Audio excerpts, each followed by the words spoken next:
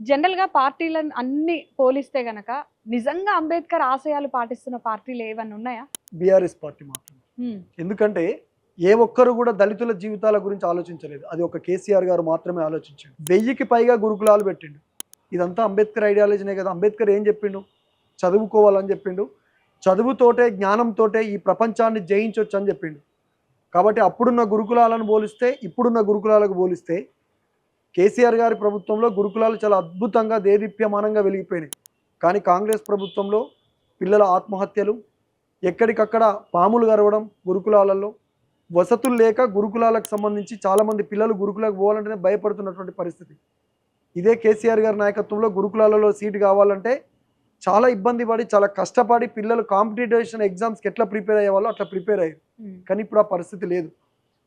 కాబట్టి ఏ మాట కామాట చెప్పుకోవాలి.